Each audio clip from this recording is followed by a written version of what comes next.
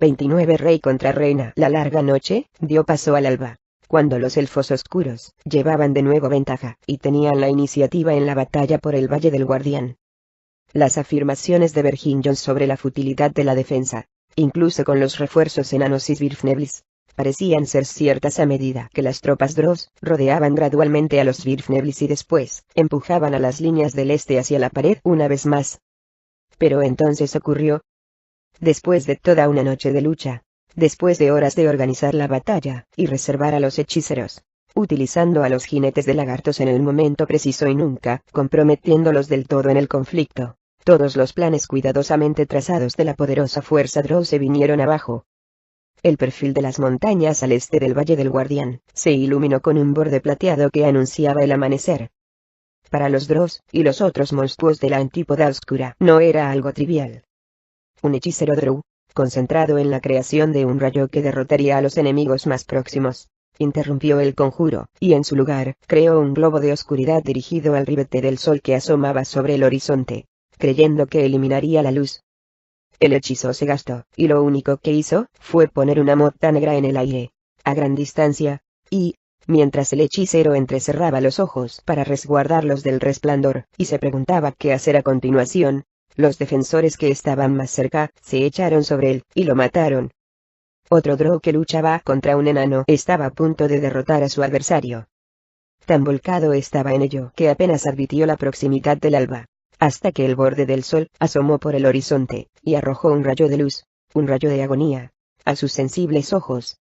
Cegado y aterrorizado, el elfo oscuro blandió sus armas con frenesí, pero sus golpes quedaron muy desviados del blanco. Entonces sintió como si las costillas le explotaran. Todos estos elfos oscuros habían visto cosas bajo el espectro de luz normal con anterioridad, pero no tan nítidamente, no con una luz tan fuerte, no colores tan intensos y vívidos. Habían oído hablar de la terrible luz del sol. Verginion había presenciado un amanecer muchos años atrás. Lo había visto por encima del hombro mientras él y su grupo de incursión huían de regreso a la segura oscuridad de los túneles inferiores.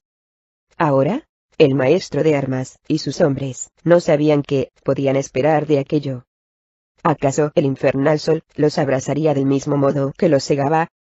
Sus mayores les habían dicho que no, pero les advirtieron que serían más vulnerables a la luz del día, que la luminosidad levantaría la moral de sus enemigos.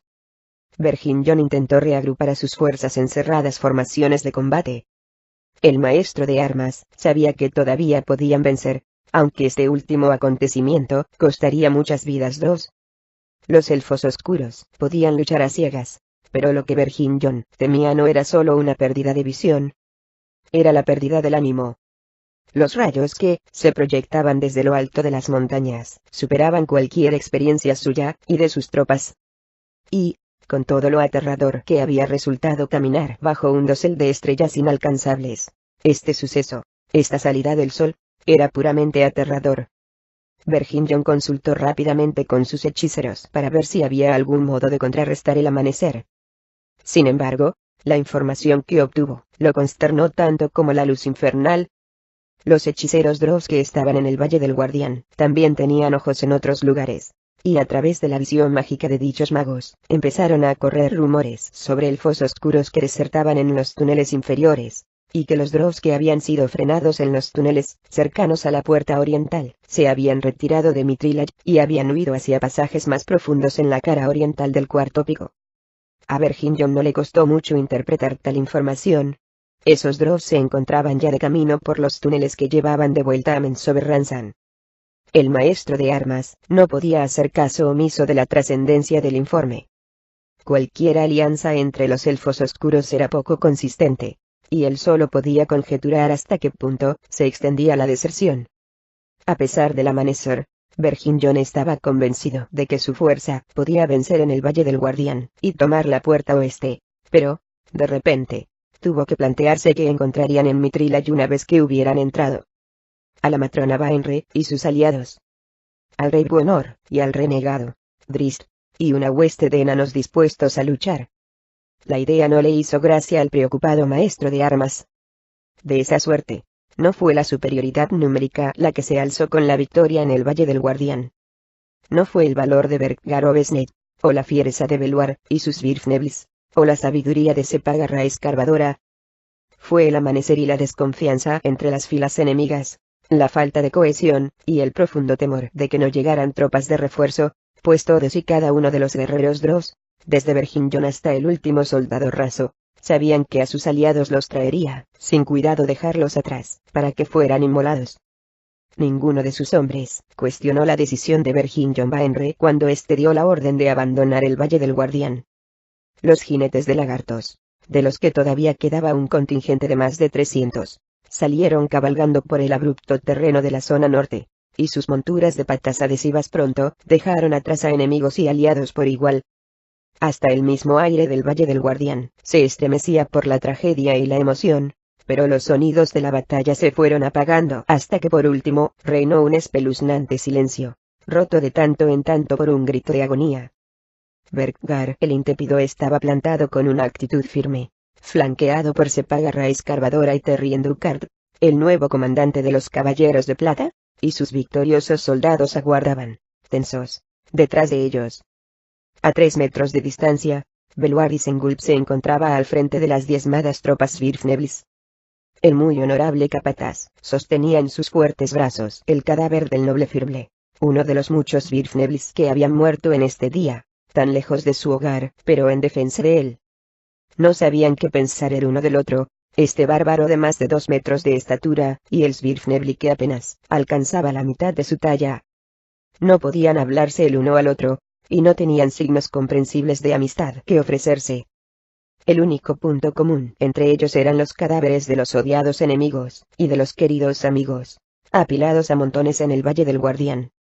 El fuego fatuo se prendió a lo largo de los brazos y las piernas de Drizzt, perfilándolo como una diana mejor. Se protegió arrojando un globo de oscuridad sobre sí mismo, en un intento de privar a sus adversarios de la ventaja de ser 3 contra 1. Las cimitarras del vigilante salieron de sus fundas, y Drizzt sintió un extraño apremio en una de ellas, no en Centella, sino en la otra, en la que había encontrado en la guarida del dragón Muerte de Hielo, el arma que había sido forjada para combatir y exterminar criaturas de fuego. La cimitarra estaba hambrienta. Drizzt no había sentido en ella una ansia tan intensa desde, paró el primer ataque, y gimió al recordar la otra ocasión en que su cimitarra había evidenciado su ansia. Cuando había combatido contra el valor Ertu. Drizzt supo lo que eso significaba. Baenre había traído amigos. Catibrie disparó otra flecha, directamente al rostro sonriente de la marchita madre matrona. De nuevo, la flecha encantada estalló en un bonito despliegue de chispas inofensivas. La joven se volvió para huir, como Drizzt había ordenado, y agarró a su padre con intención de arrastrarlo consigo. Bruenor no se movió. Miró a Baenre, y supo que ella era la responsable.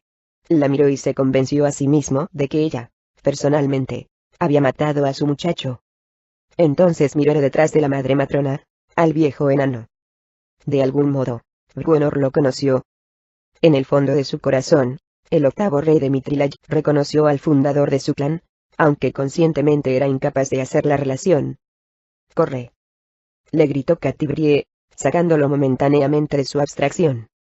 Bruenor se volvió a mirar a la joven, y después detrás de ella, hacia el túnel. Escuchó ruidos de lucha en la distancia, en algún lugar a sus espaldas. El hechizo de Kentel surgió en ese momento y un muro de fuego estalló en el estrecho túnel, cortando la retirada. Aquello no le importó demasiado al determinado Bruenor. ¿Ahora? No. Se sacudió de encima la mano de Catibrie, y se volvió para mirar a Baenre, para mirar a la Drow que, en su mente, había matado a su muchacho. Dio un paso. Baenre se rió de él. Drizzt paró un golpe, y atacó. Luego, valiéndose de la cobertura del globo de oscuridad, se desvió hacia un lado rápidamente, demasiado deprisa para que la elfa oscura que lo atacaba por la espalda advirtiera el movimiento. La guerrera Drow se abalanzó y arremetió con fuerza, pero solo consiguió alcanzar a la Drow que Drizzt acababa de herir, y rematarla. Al oír el movimiento, Drizzt se volvió al tiempo que blandía las cimitarras. Hay que decir en favor de la guerrera Drow que advirtió el contraataque a tiempo de parar el primer golpe, el segundo, y el tercero, incluso el cuarto. Pero Drizzt no se detuvo. Sabía que su cólera era peligrosa. quedaba otra adversaria en el globo de oscuridad, y arremeter tan furiosamente contra una única oponente, lo hacía vulnerable con la otra. Pero el vigilante sabía también que sus amigos lo necesitaban mucho, que cada momento que perdía en el combate con estas guerreras les daba tiempo a las sacerdotisas para destruirlos a todos. El quinto golpe del vigilante, un amplio arco hacia la izquierda, fue desviado limpiamente, como también el sexto, una estocada a fondo por la derecha. Drizzt atacó duramente, manteniendo la ofensiva. Sabía, como la guerrera lo sabía, que la única esperanza de la mujer estaba en su otra compañera. Un grito sofocado, seguido por el rugido de una pantera, acabó con esa esperanza. La furia de Drizzt se incrementó, y la guerrera Drow siguió retrocediendo en la oscuridad, ahora, a trompicones, dominada repentinamente por el pánico. Y, en ese instante de miedo, se golpeó la cabeza contra una estalactita, un obstáculo que sus abusados sentidos Drows deberían haber detectado.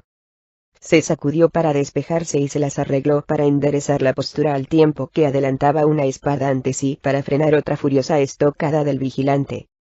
Falló. Drizzt, no, y Centella atravesó la excelente armadura Drow y se hundió profundamente en un pulmón de la mujer. El vigilante sacó su arma de un tirón y giró veloz sobre sus talones. El globo de oscuridad desapareció bruscamente, disipado por la magia del expectante Tanar'ri. Bruenor dio otro paso y después echó a correr. Catti-brie gritó, dándolo por muerto cuando una descarga ardiente se precipitó sobre él. Enfurecida, frustrada, la joven disparó su arco de nuevo, y más chispas inofensivas explotaron en el aire. A través de las lágrimas de rabia que brotaban de sus azules ojos, apenas advirtió que Bruenor se recuperaba del doloroso impacto y se lanzaba de nuevo a la carga. Vladenkesh detuvo al enano mediante un hechizo que envolvió a Bruenor en un enorme bloque de mágica sustancia traslúcida y pegajosa. Bruenor siguió moviéndose, pero tan lentamente que el movimiento apenas era perceptible, en tanto que las tres sacerdotisas se reían de él. Catti-brie volvió a disparar, y en esta ocasión su flecha alcanzó el bloque de masa pegajosa, y se hundió varios palmos antes de frenarse y quedar colgada inútilmente por encima de la cabeza de su padre. La joven miró a Bruenor, a Drizzt, y al horrendo demonio de 3,5 metros de altura que había aparecido a la derecha, y a Regis, que gemía e intentaba arrastrarse a su izquierda. Sintió el calor a medida que el fuego rugía en el túnel a sus espaldas. Oyó el continuo estruendo de batalla en la distancia, algo que no se explicaba. Necesitaban que se produjera un alto, un cambio de tornas, y Catti-brie creyó verlo entonces, y sintió renacer la esperanza. Tras rematar a su presa, Guenhwyvar rugió, y se agazapó, preparada para saltar sobre el Tanar'ri. La esperanza de Catti-brie duró poco, pues mientras la pantera saltaba, una de las sacerdotisas lanzó algo al aire, hacia Guenhwyvar. La pantera se disipó en un humo gris a mitad del salto, y desapareció, enviada de vuelta al plano astral. Vamos a morir, musitó la joven, pues su enemigo era demasiado poderoso. Dejó caer a Taulmaril en el suelo y desenvainó a Cassidea. Respiró hondo para tranquilizarse al tiempo que se recordaba que había estado a las puertas de la muerte durante la mayor parte de su vida adulta. Miró a su padre, y se dispuso a cargar, se dispuso a morir. Una forma surgió fluctuante entre Catti-brie y el bloque de masa pegajosa que envolvía a Bruenor, y la expresión de resolución plasmada en el semblante de la joven se tornó en otra de asco cuando un monstruo espantoso, con cabeza de pulpo, se materializó en el aire, y caminó, mejor dicho, flotó lentamente hacia ella. Catti-brie levantó su espada y después se detuvo bruscamente, arrollada por una repentina sacudida psíquica como jamás había sentido. Metil siguió avanzando. Después de haber dejado muy atrás el Valle del Guardián y el estruendo de la batalla, las tropas de Vergingjon se detuvieron, y se reagruparon cuando se encontraban cerca del último tramo hacia los túneles de vuelta a la Antípoda Oscura. Unas puertas entre dimensiones se abrieron cerca de los jinetes de lagartos y los hechiceros Drows, y aquellos elfos oscuros lo bastante afortunados para encontrarse cerca de los hechiceros cuando los conjuros se produjeron, las atravesaron. Los rezagados, soldados de infantería y dispersos aliados humanoides, se esforzaron por alcanzarlos, pero no pudieron atravesar el difícil terreno de este lado de la montaña. Y al maestro de armas no le preocupaban ni poco ni mucho. Todos los que lograron escapar del Valle del Guardián, se volvieron hacia Verginion buscando su guía, mientras el día se iluminaba a su alrededor. Mi madre se equivocó, dijo Verginion de manera tajante, un acto de blasfemia en la sociedad Drow, donde la palabra de cualquier madre matrona era ley y voluntad de Yoda. Sin embargo, ninguno de los Drows presentes lo señaló ni se mostró en desacuerdo con él. Verginion apuntó hacia el este, y las tropas se pusieron en movimiento, en dirección al sol naciente, desmoralizadas y derrotadas. La superficie es, para los que moran en ella, comentó el maestro de armas a una de sus consejeras cuando la Drow condujo a su montura, junto a la de su jefe. Jamás regresaré. ¿Y qué pasa con Drizzt Do'Urden?, preguntó la mujer, ya que no era un secreto que la matrona Baenre quería que su hijo acabara con el renegado. Verginion se rió de ella, pues en ningún momento, desde que presenciara las hazañas de Drizzt en la academia, había pensado seriamente enfrentarse al renegado. Drizzt apenas alcanzaba a ver algo detrás del gigantesco Glabrezu, y ese espectáculo era más que suficiente, ya que el vigilante sabía que no estaba preparado para luchar contra semejante enemigo, sabía que la poderosa criatura podría acabar con él. Aun en el caso de que no lo venciera, el Glabrezu lo mantendría ocupado el tiempo suficiente para que la matrona Baenre los matara a todos. Drizzt sintió el ansia salvaje de su cimitarra, una hoja forjada para matar a este tipo de bestias, pero luchó contra el apremio de cargar, consciente de que tenía que encontrar el modo de eludir esas diabólicas pinzas. Percibió el salto fútil de Genuibar y su desaparición. Otro aliado perdido. Drizzt comprendió que la lucha había terminado antes de empezar. Habían matado a un par de guerreras de élite, y nada más. Se habían metido de cabeza en el pináculo de poder de Menzober Ransan, la mayor sacerdotisa de la Reina Araña, y habían perdido. La culpabilidad abrumó al vigilante, pero el Drow la rechazó, rehusando aceptarla. Había salido a los túneles y sus amigos lo habían acompañado, porque era la única oportunidad para Mithril. Incluso si hubiese sabido que la matrona Baenre en persona dirigía esta marcha, habría ido en su busca y no habría negado a Bruenor, a Regis y a Catibrie la oportunidad de acompañarlo. Habían perdido, pero Drizzt tenía intención de hacer que el enemigo lo pagara caro. «Lucha, engendro diabólico», le gritó al Glabrezu mientras adoptaba la postura de combate y movía las cimitarras, ansioso de dar a su arma el alimento que tanto deseaba. El Tanarri se enderezó y sostuvo ante sí un extraño cofre de metal. Drizzt no esperó a tener una explicación, y casi destruyó inintencionadamente la única oportunidad que sus amigos y él tenían, pues, en el mismo momento en que el Tanarri se disponía a abrir el cofre, Drizzt, cuya velocidad se veía incrementada por los brazales encantados que llevaba en los tobillos, gritó y cargó, pasó entre las pinzas extendidas, y enterró su cimitarra en el vientre del demonio. Sintió la oleada de poder mientras la cimitarra se alimentaba. Catibrie estaba demasiado aturdida para atacar, demasiado abrumada para siquiera gritar una protesta cuando Metil llegó junto a ella, y los malditos tentáculos le tantearon la cara. Luego, a través de la confusión, una única voz, la voz de Cassidea, su espada, sonó en su cabeza. «Golpea». La joven lo hizo, y, aunque su puntería no fue muy buena, el aguzado filo de Cassidea alcanzó a Metil en un hombro y casi le cercenó el brazo. En medio del aturdimiento, Catibrie retiró los tentáculos de su rostro con la mano libre. Otra oleada psíquica la sacudió, y la paralizó una vez más, quitándole las fuerzas y doblándole las piernas. Antes de desplomarse, vio a Lillita sacudirse de una forma extraña y luego bambolearse, y vio a Regis, trastabillando, todavía con el pelo de punta. El Halfling sostenía su masa, que estaba manchada de sangre, y cayó de costado, sobre el tambaleante Metil. Aquel habría sido el fin de Lillita, sobre todo cuando Catibrie se recobró lo bastante para sumarse al ataque, pero Metil había previsto esta posibilidad, y había reservado energía psíquica suficiente para escapar de la lucha. Regis levantó la masa para dar otro golpe, pero notó cómo se hundía cuando el Lillita que estaba debajo de él se disipó. El Halfling gritó desconcertado, aterrado, y descargó su masa, pero el arma resonó con estruendo al golpear en el suelo de piedra, vacío debajo de él. Todo ocurrió en un breve instante, una fracción de segundo en la que el pobre Bruenor no había avanzado ni un centímetro en dirección a sus sahirientes enemigas. El Glabrezu, soportando el dolor más terrible que había sentido jamás. Podría haber matado a Drizzt entonces. Todos los instintos de la perversa criatura la instaban a partir en dos al insolente Drow.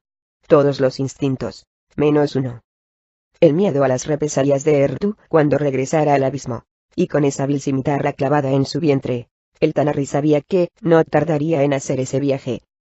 Ardía en deseos de partir en dos a Drizzt, pero el demonio había sido enviado al plano material con otro propósito, y el malvado Errtu no admitiría ninguna explicación por su fracaso. Gruñendo al renegado Durden, refocilándose en la certeza de que Errtu regresaría muy pronto para castigar al Drow personalmente, el Glabreso alargó las pinzas y abrió el cofre, sacando el reluciente zafiro negro. El hambre desapareció en la cimitarra de Drizzt. De repente, los pies del vigilante Jack no se movían tan deprisa. Por todos los reinos, el recordatorio más patético del tiempo de conflictos eran las áreas conocidas como zonas muertas, dentro de las cuales toda magia dejaba de existir. Este zafiro contenía en su interior la energía negativa de estas zonas, poseía la antimagia para extinguir cualquier manifestación mágica, y ni las cimitarras ni los brazales de Drizzt, ni Cassidia ni la magia de las sacerdotisas Drow podían superar esa fuerza negativa. Ocurrió solo durante un instante, ya que una consecuencia de destapar el zafiro fue la partida del Tanar'ri invocado del plano material y, al marcharse, el Glabreso se llevó la gema. Solo durante un instante, los fuegos cesaron en el túnel detrás de Catibrie. Solo durante un instante, los grilletes que sujetaban a Gandalf perdieron su encantamiento. Solo durante un instante, el bloque de sustancia pegajosa que rodeaba a Bruenor desapareció. Solo durante un instante, pero fue suficiente para que Gandalf, con siglos de ardiente cólera acumulada, rompiera los grilletes repentinamente débiles, y para que Bruenor se abalanzara hacia adelante, de manera que cuando el bloque de sustancia pegajosa reapareció él ya estaba libre de su influencia, y cargaba y gritaba, con todas sus fuerzas. La matrona Baenre había caído al suelo bruscamente, y el disco azul reapareció flotando sobre su cabeza cuando regresó la magia. Gandalf lanzó un gancho de izquierda que se estrelló en el rostro de Kentel, y la arrojó contra la pared. Luego saltó hacia la derecha, y se apoderó del látigo de 5 serpientes de Bladenkerst, aunque recibió más de una entumecedora picadura.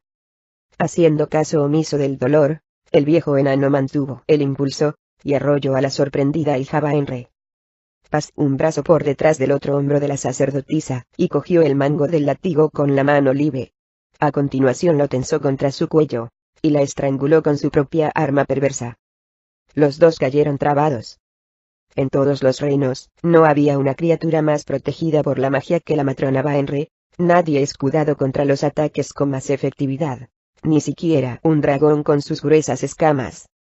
Pero la mayoría de esas defensas habían desaparecido ahora, arrebatadas en el momento de antimagia. Y en todos los reinos, no había una criatura más consumida por la rabia que Bruenor Batleamer, enfurecido al ver al viejo y atormentado enano a quien creía debería reconocer. Enfurecido al comprender que sus amigos, que su querida hija, estarían muertos muy pronto, si es que ya no lo estaban. Enfurecido por la decrépita sacerdotisa Drow que para él era la personificación del mal que había matado a su muchacho. Descargó su hacha de arriba abajo, y la hoja, con sus muchas mellas, despedazó en su descenso el disco azul, destrozó el encantamiento. Bruenor sintió la ardiente quemadura cuando el acero golpeó uno de los escasos escudos mágicos restantes, y la energía se propagó instantáneamente por la cabeza y el mango del arma hasta alcanzar al encolerizado rey. El hacha pasó de tener un color verde a otro naranja y después azul a medida que atravesaba una defensa mágica tras otra, mientras la ira se oponía con todas sus fuerzas a los poderosos encantamientos. Bruenor sufría dolores horrorosos, pero no admitía ninguno. El hacha pasó a través del débil brazo que Baenre había levantado para protegerse, a través de su cráneo, de la mandíbula y el cuello, y se hundió en su frágil torso. Kentel sacudió la cabeza para despejarse del puñetazo propinado por Gandalf, y se movió hacia su hermana instintivamente. Entonces, de repente, su madre estaba muerta, y, en lugar de ello, la sacerdotisa corrió de vuelta hacia la pared, atravesó el portal perfilado de energía verdosa, y regresó al túnel que había detrás. Arrojó un poco de polvo plateado mientras cruzaba el acceso, un polvo encantado que disiparía el portal y haría que la pared fuera de nuevo sólida. La piedra giró en espiral hacia adentro, y rápidamente volvió a transformarse en una sólida barrera. Solo Drizzt Do'Urden, moviéndose con la velocidad que le proporcionaban los brazales encantados, consiguió pasar a través de la abertura antes de que se cerrara. Jarlaxle y sus lugartenientes no estaban lejos. Sabían que un grupo de enanos salvajes y un hombre lobo habían topado con las otras guardias de élite de la casa Baenre en los túneles, y que los enanos y su aliado habían derrotado a las elfas oscuras, y se acercaban rápidamente hacia la cámara. En una posición alta, observando desde un nicho del túnel detrás de la cámara, Jarlaxle comprendió que la banda de furiosos enanos se habían perdido ya la acción. La aparición de Kentel, y la de Drizzt inmediatamente después, descubrió al avisor jefe mercenario que la conquista de Mithril había llegado a un brusco final.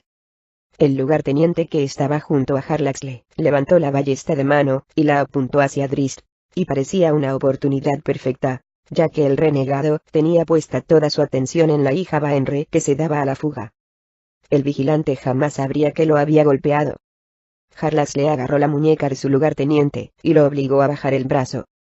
El jefe mercenario señaló a los túneles de atrás, y él y su desconcertada, pero siempre leal, banda se escabulleron silenciosamente. Mientras se marchaban, Jarlaxle oyó el grito agónico de Kentel, un grito de sacrílego. Era, naturalmente, un grito de repulsa lanzado a la cara de Drizzt Do'Urden, su verdugo, pero Jarlaxle fue consciente de que la sacerdotisa habría podido referirse a él y habría estado en lo cierto. Pues bien, que así fuera. El amanecer era claro, pero frío, y aún se tornó más frío a medida que Sepah y Terrien Ducard, de los Caballeros de Plata, ascendían por la abrupta ladera del Valle del Guardián, trepando a pulso por la pared casi vertical. ¿Estás seguro?, le preguntó Sepah a Terrien, un semielfo con un lustroso cabello castaño y rasgos tan bellos que ni siquiera la tragedia de la pasada noche había menoscabado. El caballero no se molestó en dar más respuesta que un rápido gesto de asentimiento, ya que Sepah había hecho la misma pregunta más de una docena de veces en los últimos 20 minutos. ¿Es esta la pared correcta?, inquirió Sepah, otra de sus preguntas reiteradas. Terrien asintió con la cabeza. Estamos cerca, le aseguró a la enana. Sepah alcanzó una pequeña cornisa, trepó a ella, y recostó la espalda contra el muro, con los pies colgando sobre la pendiente de 60 metros al suelo del valle. Sentía que debería estar allí abajo, ayudando a cuidar a los muchos heridos.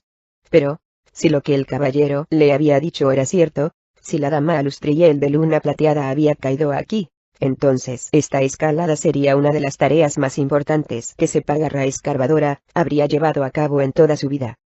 Oyó a Terrien esforzarse por debajo de ella, inclinándose, alargó la mano para agarrar al semielfo por el hombro. Los fuertes músculos de Sepah se tensaron, y tiró fácilmente del esbelto caballero hasta la cornisa, guiándolo hasta colocarse a su lado, contra el muro. Los dos, semielfo y enana, resollaban y sus jadeos formaban nubecillas de vapor ante ellos. Mantuvimos el valle, y dijo Sepah alegremente, intentando aliviar la expresión atormentada del rostro del semielfo. Merecería la pena la victoria si hubieses visto morir a Bruenor Batleamer, replicó Terrien, castañeteándole un poco los dientes por el frígido aire. No sabes si Alustriel ha muerto, espetó Sepah. Se quitó la mochila que llevaba a la espalda y hurgó en su interior. Habría querido esperar un poco más antes de hacer esto, confiando en encontrarse más cerca del punto donde, según los informes, el carro de Alustriel había caído. Sacó un pequeño cuenco hecho con plateado mithril y pasó por encima de la cabeza la correa de un hinchado odre de agua. Probablemente está congelada, comentó el abatido semielfo mientras señalaba el odre. Sepah resopló. El agua sagrada enana jamás se congelaba, al menos, no la clase que destilaba Sepah, que pasaba de los 90 grados para endulzar la mezcla. Quitó el corcho del odre, e inició un sonsonete al tiempo que vertía el dorado líquido en el cuenco de mithril. Tuvo suerte, y fue consciente de ello pues, aunque las imágenes que surgieron merced a su hechizo, fueron borrosas y fugaces, de una zona a cierta distancia de allí, la enana conocía esta región, y supo dónde encontrar la cornisa indicada. Reemprendieron la marcha de inmediato a un ritmo veloz y peligroso, sin que Sepah se molestase siquiera en recoger su cuenco y su odre. El semielfo resbaló en más de una ocasión, pero la fuerte mano de Sepa lo sujetó por la muñeca siempre. Y más de una vez la propia Sepa estuvo a punto de caer, pero las ágiles manos de Terry y Enducart, que colocaban clavijas para afianzar la cuerda a la que iban atados, la salvaron. Por fin llegaron a la cornisa y encontraron a Alustriel tumbada en el suelo, muy quieta y muy fría. La única señal de que el carro mágico había estado allí era una marca chamuscada en el punto donde el vehículo se había estrellado, en el suelo del repecho, y contra el muro de la montaña. Ni siquiera quedaban restos, ya que el carro había sido producto de la magia. El semielfo corrió hacia su líder caída, y recostó la cabeza de Alustriel en su brazo con delicadeza. Sepa sacó un pequeño espejo de su bolsita, y lo puso ante la boca de la dama. «Está viva», anunció la enana mientras lanzaba su mochila a Terrien. Las palabras hicieron reaccionar al semielfo, que dejó la cabeza de Alustriel sobre la piedra de la cornisa con suavidad, y a continuación, revolvió en la mochila, de la que sacó a tirones varias mantas gruesas, y envolvió a la dama en ellas, para acto seguido empezar a frotar las heladas manos de Alustriel. Entretanto, Sepa pidió a sus dioses ayuda para realizar hechizos de curación y de calor, y empleó hasta el último vestigio de su propia energía en favor de esta maravillosa líder de luna plateada. 5 minutos después, la dama Alustriel abría sus hermosos ojos. Inhaló hondo, y se estremeció. Luego susurró algo que ni Sepa ni el caballero alcanzaron a oír, así que el semielfo se agachó más, y acercó el oído a la boca de la dama. «Resistimos». Terry Enducart se enderezó, y esbozó una amplia sonrisa.